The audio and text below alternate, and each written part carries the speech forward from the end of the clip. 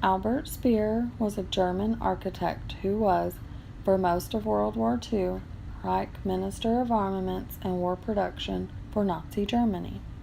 Speer was also Hitler's chief architect and was responsible for many of the Nazi building projects in Nuremberg. Speer joined the Nazi Party in 1931. His architectural skills made him increasingly prominent within the party, and he became a member of Hitler's inner circle. Hitler instructed him to design and construct buildings, including the Reich Chancellery and the Zeppelin Field Stadium in Nuremberg, where party rallies were held. One of Speer's first commissions was the Zeppelin Field Stadium. The Nuremberg Parade Grounds. This huge building was able to hold 340,000 people. Speer insisted that as many events as possible be held at night to give greater prominence to his lighting effects. Speer surrounded the site with 130 anti-aircraft searchlights. He described this as his most beautiful work, and as the only one that would stand the test of time. Nuremberg was to be the site of many more official Nazi buildings, most of which were never built. For example, the German stadium would have accommodated 400,000 spectators, while an even larger rally ground would have held 500,000 people. While planning these structures, Speer conceived the concept of ruin value, that major buildings should be constructed in such a way they would leave aesthetically pleasing ruins for thousands of years in the future. Such ruins would be a testament to the greatness of Nazi Germany, just as ancient Greek or Roman ruins were symbols of the greatness of those civilizations. Speer designed the German pavilion for the 1937 International Exposition in Paris. The German and Soviet pavilion sites were opposite each other. After learning that the Soviet design included two colossal figures seemingly about to overrun the German site, Speer modified his design. He changed it to include a cubic mass with a huge eagle on top looking down at the Soviet figures.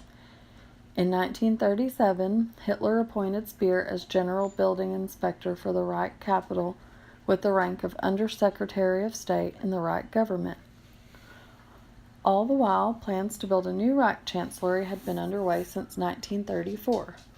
Land had been purchased, and by the end of 1934 and starting in March 1936, the first buildings were demolished to create space. Speer was involved virtually from the beginning. He had been commissioned to renovate the Borzig Palace and completed the preliminary work for the new Chancellery by May 1936. In June that year, he charged a personal honorarium of 30,000 Reichsmarks and estimated that the Chancellery would be completed within 3 to 4 years.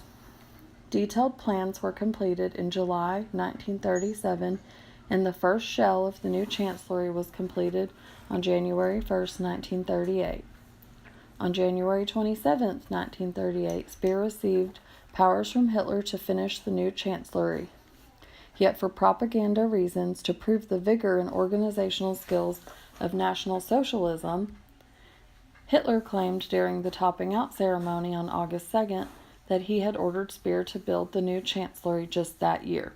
Speer reiterated this claim in his memoirs to show that he had been up to that supposed challenge. The building itself, held by Hitler as the crowning glory of the Greater German political empire, was designed as a theatrical set for representation. Because of the shortages of labor, the construction workers had to work in 2 10 to 12-hour shifts to have the Chancellery completed in time. During the war, the Chancellery was destroyed, except for the exterior walls, by air raids in the Battle of Berlin in 1945. It was eventually dismantled by the Soviets. In 1937, the Nazi regime underlined the particular importance of building under National Socialism with its law on the redesign of German cities. In 1938, the overall construction of the Nuremberg Party buildings was estimated at 600 million Reichsmarks. Financing of the buildings on the party rally grounds, because of continuously expanding planning, was to be a constant problem. When World War II broke out in 1939, construction work on the rally grounds ceased.